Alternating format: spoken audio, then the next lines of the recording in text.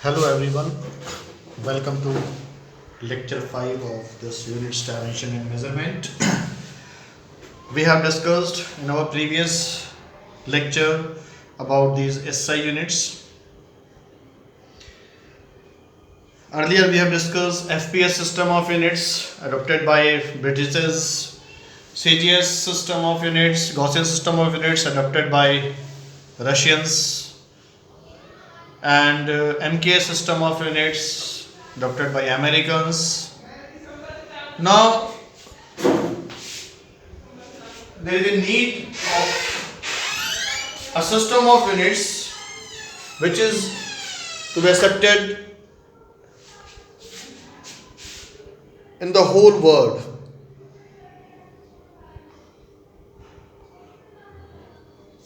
Now this is called as international system of units.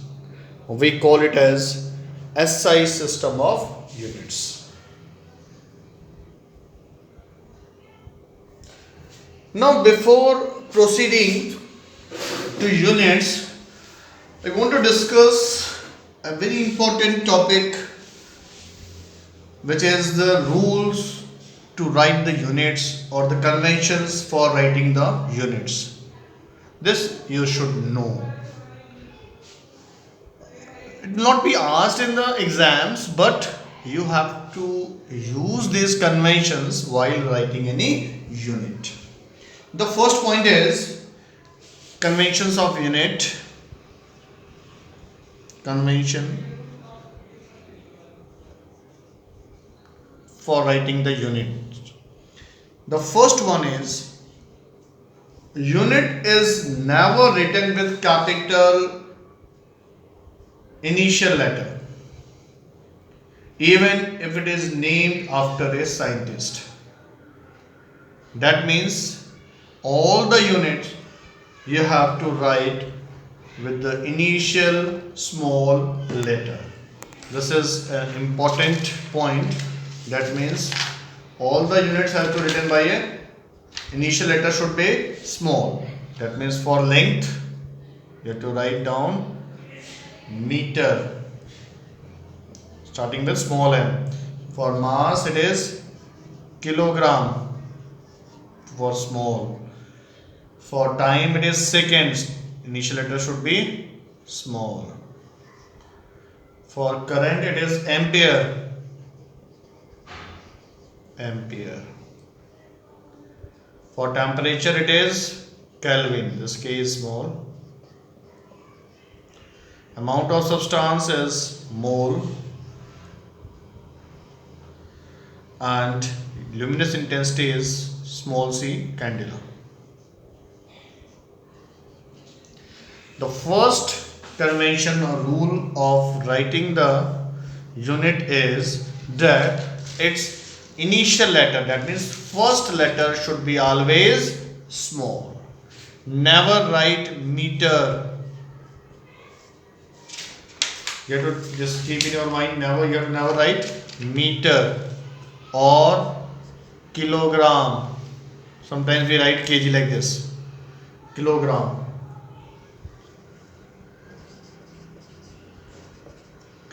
Now you have not to write second like this, ampere, Kelvin, all these are wrong.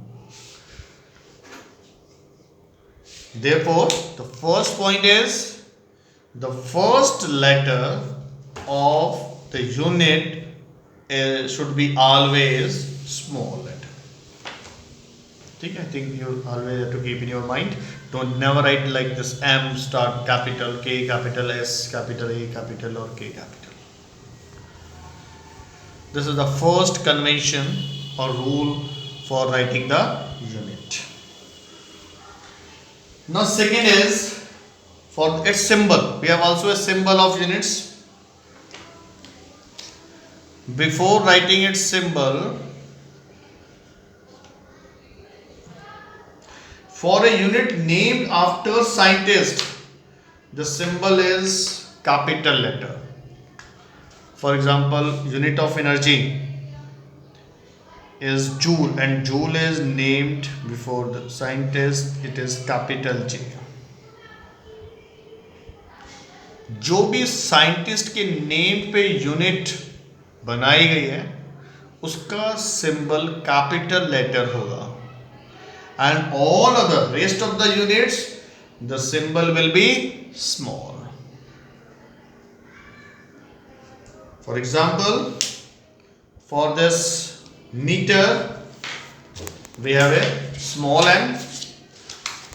For meter we have small m, symbol is small m. Whenever you have to express the meter, you have to write a small m. For kilogram, small kg, here we write kilogram.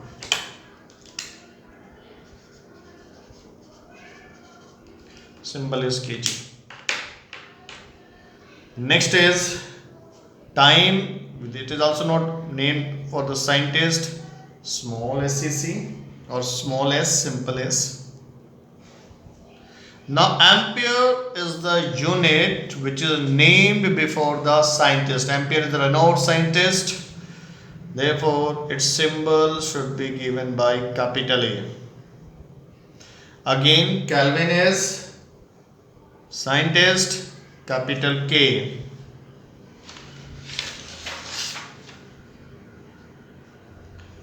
And mole, simple MOL, mole. Candela, small cd. This is about the symbols. This is the second convention of the unit. And third one is, in English sometimes we use that for plural we put s, that 7 books. So sometimes they write 100 meters or 20 seconds. But you have to keep in your mind that unit or symbol are never written in plural form. It is always in singular. That means whether it is 1 second or 20 second, you have to write simple second. No need to put the s for plural form. This is the third important unit. This convention. Fourth one is never use punctuation. That means after writing 100 meter, there is no need to put full stop, comma, and so on. And also you have not to use more than one solidus. Solidus means, suppose the unit of intensity is joule per meter per meter square per second. So don't write like this, joule per meter square per second. That means you have to use this one time. So these are some of the conventions which you have to use while writing the units. This is the important, but this conventions will never asked. I will tell you which questions may be asked in the paper. Therefore, no need to cram all this. I am repeating always that don't start cramming the physics. Try to understand the physics. There are rules you have to follow. For example, on our road we have to ride on the left side of the road. This is the convention or the rule. So you have to keep in your mind that we have to move or ride on the left side of the road. But in America, this rule is different, opposite. They have to ride on the right side, travel on the right side of the road. Therefore, this convention or rules may differ, but one has to follow it. And that means when you are in America, you have to follow the convention or rules of America. When you are in India, you have to follow the rules of India. That means rules you have to follow, conventions you have to follow. There is no need to cramming it. And there are two supplement units. What are the two supplement units? Supplement units are, one is for plane angle, it is radian.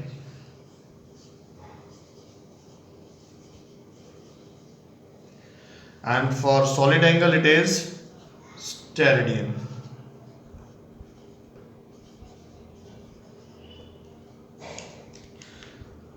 For the symbol you can simply write RAD for radian, and for steradian it is simple SR. Now these are about the units and their symbols. Now you have to use these symbols because it is quite lengthy to write all this unit in the whole words. So therefore symbol it is convenient to write the symbols. Now the question may be asked, what are the advantage of SI units? Again you have to just simply know what is the main advantages, because one of the most important one is that it is internationally accepted. You know that there is a war between trade war between the China and America and Japan, suppose. So China is not adopting the units of followed by the America. America is not adopting the units followed by the Japan. So this problem arises, due to which that is why a system of units is adopted which is accepted by the whole world, and this is called as international system of units. So this is one of the importance of advantage of SI unit is it is internationally accepted. This is one of the important. Second one is the SI unit is chosen in such a way that it can be easily obtained by multiplication or division without introducing any numerical factor. This is second important point. That is, you can say also it is matrix system of unit. That is, the multiples and sum multiples of units are expressed as a power of 10. So you need not to worry about it. What is this? This is only one point, is that it is internationally accepted. This is one of the most accepted advantage of this one. Therefore, now all these are the fundamental units. Next we have to discuss some other units which are not included in this fundamental system of units. Now in next lecture we'll discuss some what are the definition of these units, this fundamental units. Thank you.